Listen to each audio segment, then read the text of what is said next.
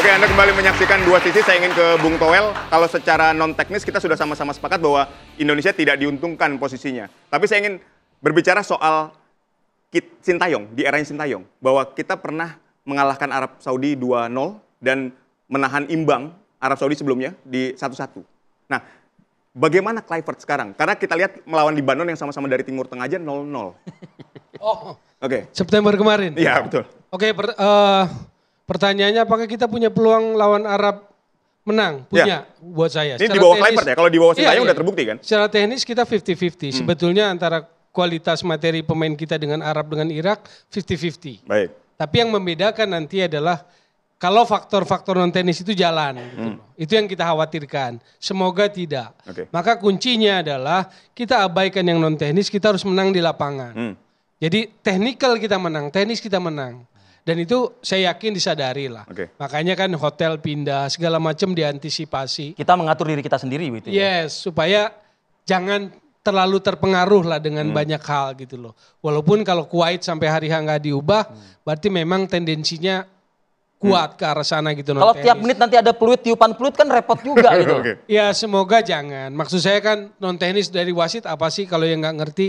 Ya misalnya di area depan penalti, di area kotak area penalti, senggolan dikit, prit yang kasih advantage. Gini, itu yang ditakutkan. Baik, kalau di lapangan. Berbicara soal wasit, apakah memang sesuatu yang lazim ketika wasit ini dipilih dari jauh-jauh hari kan biasanya karena ini pertandingan krusial harusnya jangan dari kawasan Asia Barat karena ada Arab juga. Betul. Jadi jangan Kuwait. Carilah misalnya Asia Tengah, Uzbekistan atau Asia Timur, Jepang, China gitu loh. Itu masih oke. Tapi apakah dari jauh-jauh hari sudah ditentukan gitu? Ya biasanya idealnya sih jarang ya. Cuman memang dalam pertandingan waktu kita lawan siapa ya. Di sini pun sudah ditentukan jauh-jauh hari tuh. Yang waktu kita. Artis juga sudah pernah gitu ya? Iya sudah di 2 minggu sebelumnya udah diumumkan tuh. Bahkan waktu itu kan Sekjen ngumumin tuh yang akan memimpin. Biasanya kalau turnamen itu biasanya nggak jauh-jauh hari. Tapi ini mungkin. Kalau itu dari kawasan yang menurut saya sih netral nggak masalah. Oke, saya pertanyaan sama lah mungkin ke Pange ya. Tapi belum selesai sebetulnya. Waktu itu kan draw sama menang. Cuma kan sepak bola nggak berhenti di situ. Arab pun kan nggak berhenti di situ. Saya lihat waktu Arab habis kalah sama kita November 2-0, Desembernya dia uji coba Trinidad Tobago menang. Di bulan Mei-nya dia uji coba dengan Jordania menang. Lalu ada Piala Teluk Arab, lalu ada Gold Cup di Amerika dia ikut. Jadi menurut saya sih jam terbang Indonesia lawan yang serius buat Arab Saudi berarti. Maksudnya sepak bola nggak bisa kita berpatokan kemarin kita hanya sekedar itu nggak bisa. Tapi itu bisa membuat kita punya stepping stone untuk percaya diri Makanya saya bilang secara teknis level kita rame. Kalau kita bicara kacamata kuda tutup mata, kita main bola di lapangan 50-50. Oke. Pange, kan ada 8 pemain naturalisasi juga yang dipanggil kan, masuk dalam 29 squad begitu. Oke, kita kembali lagi ke teknis lah, jangan non teknis lagi, kita tidak diuntungkan begitu. Emang nggak yakin dengan performa 8 naturalisasi yang notabene pun juga ada tambahan-tambahan baru. Jadi gini. Berbeda dengan yang November, berbeda dengan yang di Arab Saudi. Ya ini kan sebenarnya bagian dari strategi manajemen klub dipakai di tim nasional kan. Setiap window selalu ada pemain baru. Which is very unique tapi yang menguntungkan juga buat kita lah. Ya, tapi gini, kita tuh harus manage ekspektasi. Kenapa? Kita kan berasa kita udah selangkah kaki di Piala Dunia. Nah kita sangat-sangat gampang gitu overconfident, pede dan lain sebagainya. Kita lupa bahwa memang pemain kita beda dengan kualifikasi tahun-tahun sebelumnya. Tapi bagaimanapun, lawan kita ini kan adalah negara yang langganan Piala Dunia. Ya, dan sekarang dengan berbagai faktor non-teknis lainnya. Nah, tadi balik saya ngomong di segmen sebelumnya soal, ini mentality kita gimana sih? Kalau saya merasa kita prefer ngelihat kita tuh underdog. Kita underdog, kita lawan tim yang sebenarnya lebih diuntungkan. Ya. Secara pengalaman juga, secara quality juga, saya lebih prefer untuk melihat kita.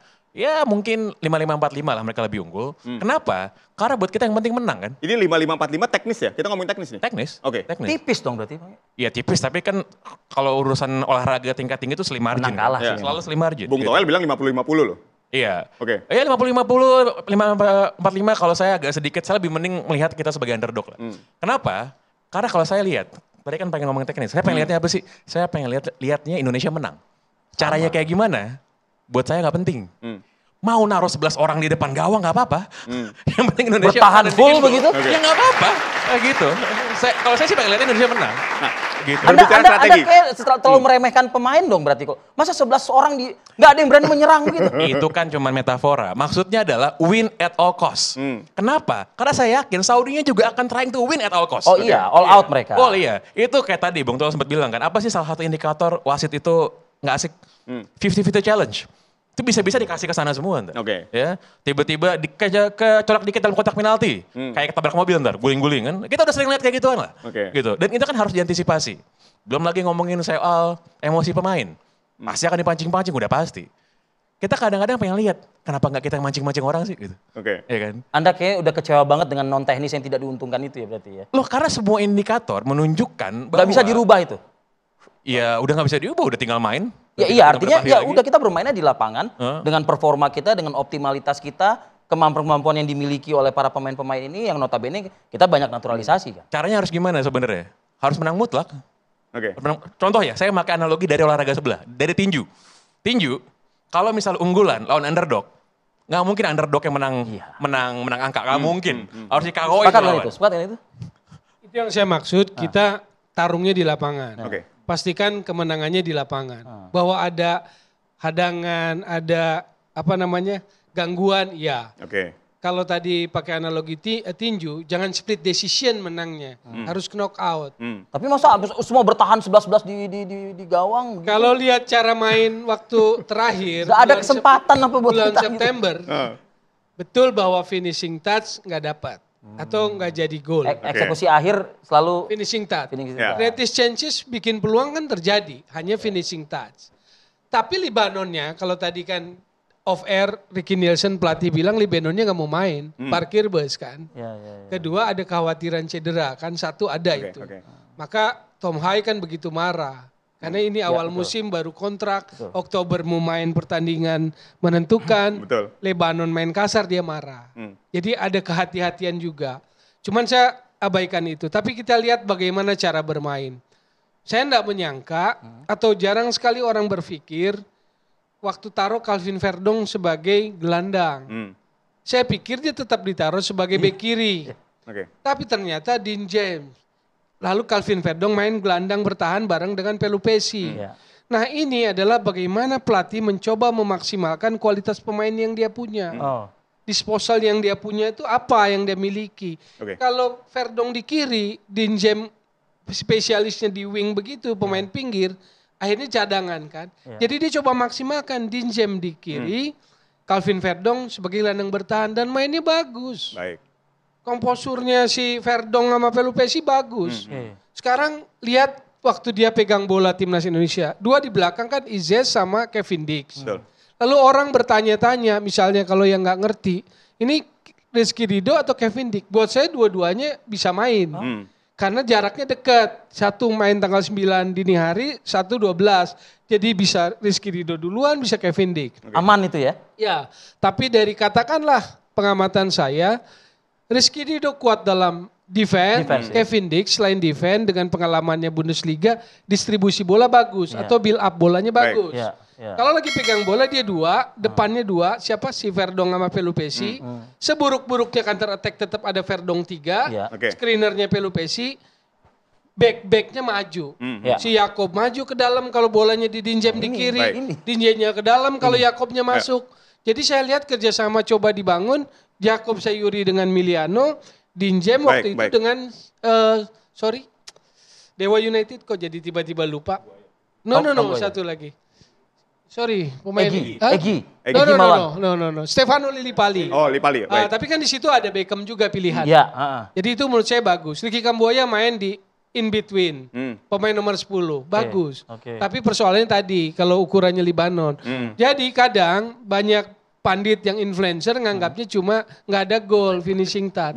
Tapi nggak lihat cara bermain. Saya coba ungkapkan cara bermain. Dikasih paham. Dikasih paham. Saya ingin ke Bung Pange ya. Bung Pange, jadi Anda mengatakan bahwa kita harus knock out langsung Arab Saudi. Strategi seperti apa yang bisa diterapkan? Kan tadi Rivi ke bawah banget tuh metafora 11 di belakang. Berarti kan Anda berkata bahwa kita harus defense nih.